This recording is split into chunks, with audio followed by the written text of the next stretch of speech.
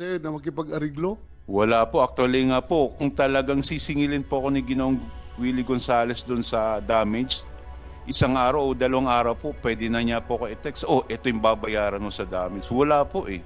So sa akin, So, kusang loob mo, nakipag-ariglo ka? Laruin isang natin. loob po yun, Your Laruin Honor. natin. Kasi inisip ko, wala naman pong mawawala sa pagkatao ko kung magpapatawad ako doon sa taong nagkasala sa akin. No, nobody influence you, nobody Wala push po, you. Your Honor. Wala po. Ikaw lang talaga. Wala Nag-open po. up na gusto mo makipag-ariglo. Wala po, Your Honor. Wala pong pumilit So, sa akin. kung gusto mo makipag-ariglo, anong pakiramdam mo? Para bang may kasalanan ka rin?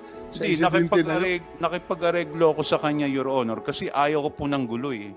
Mahirap po yung Hindi, papasok. aside sa Apa, ayaw mo ng gulo, ha? Ayaw mo ng gulo. Apa, Laruhin natin. apa, sige po. Walang problema doon kung ayaw mo ng gulo. Ikaw ba deep inside your heart, alam mo bang may kasalanan ka sa insidente na yon na humantong sa pagkasa ng baril? Siguro po yung Ayaw pagkakamali. ko na, sinampalok ka sa ulo. Hindi Diba? naman po ako nasaktan. Tapos kinasahan. Opo. Yun lang. Sorry po. Do you honestly feel na wala ka talagang kasalanan sa pangyaring yon? Ang isang pagkakamali ko lang doon siguro, Your Honor, yun talaga ko yung pagtapik ko po sa kotse niya na doon nagsimula lahat po siguro. So, may guilt feeling ka doon sa pagtapik mo sa Opo, kotse kasi niya. kung hindi ko po ginawa siguro yun, hindi kami hahantong sa ganung senaryo po siguro. Okay.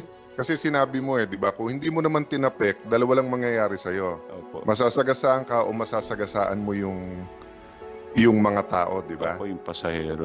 So hindi mo kasalanan yon. Kumbaga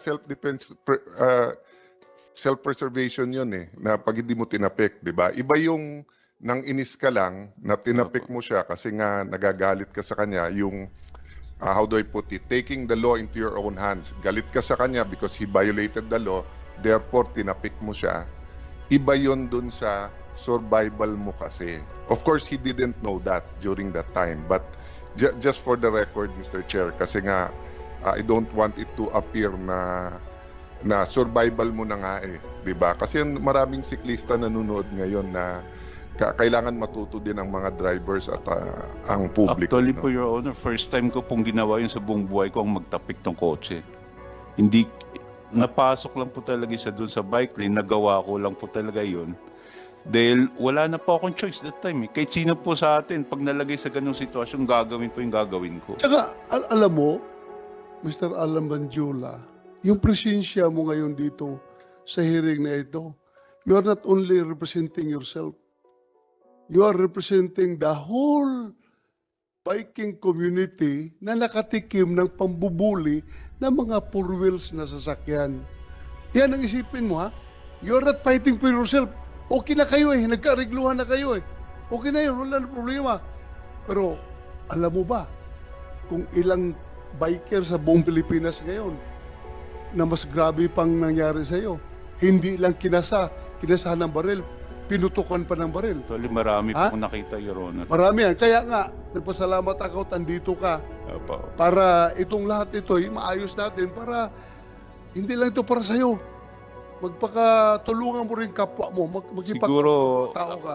siguro masasabi ko lang dyan, Your Honor, lagyan nila ng pangil na batas yung bike lane. Dapat irespeto po nila. Salamat. Yun lang po. Salamat sa yung suggestion. Kasi kung mayroon po talagang nire-respeto yung bike lane, wala pong papasok dun eh. Ito, tanungin kita, Apo. may nakita ako sa interview ni Mr. Willie Gonzales na minumura mo daw siya. Kaya uminit ang ulo niya. Namura mo ba siya? Saksi po ang Diyos, Your Honor. Hindi ko po siya namura talaga. Tapos ganito, ginano mo pa daw siya. Hindi ko po ginawa yun, Your Honor. Ba't ko naman Hindi mo po gagawin ginawa. sa kanya? Kasi nga nakita ko na po siya, may edad na po eh. Tapos sininyasan mo pa daw siya na habol ka kung gusto mo. Parang ganon. Kung gusto ko po, Inahamon mo siya na habulin mo siya. kung gusto ko po siya, kung may nagawa pong kasalanan sa kanya, Your Honor, at tatakasan ko siya, doon pa lang po sa Welcome Rotonda, pwede ko na po siya iwan.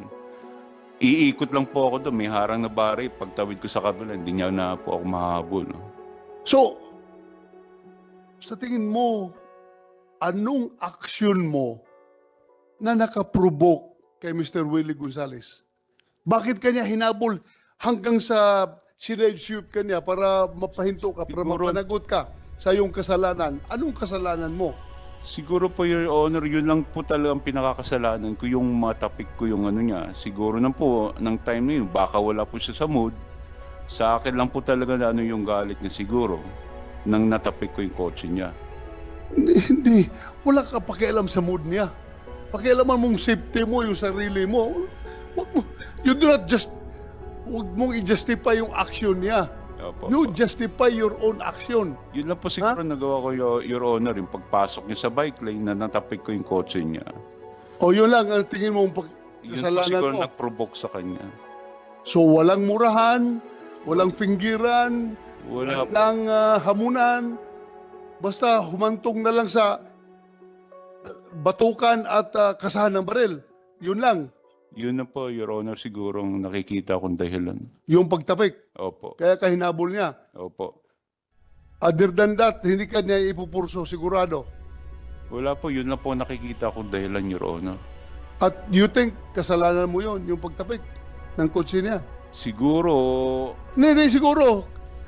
From your perspective as a biker, nandoon ka sa bike lane at gusto mo mag-survive para hindi ka malaglag, opo, opo. hindi ka maipit, tinapik mong kotse niya na, uy, andito ako, Opo, bike lane naman ito. Opo. Kasalanan mo ba yon? Kasalanan niya po. Ha? Kasalanan niya po. Kasalanan niya. Kasi pumasok siya sa bike lane po.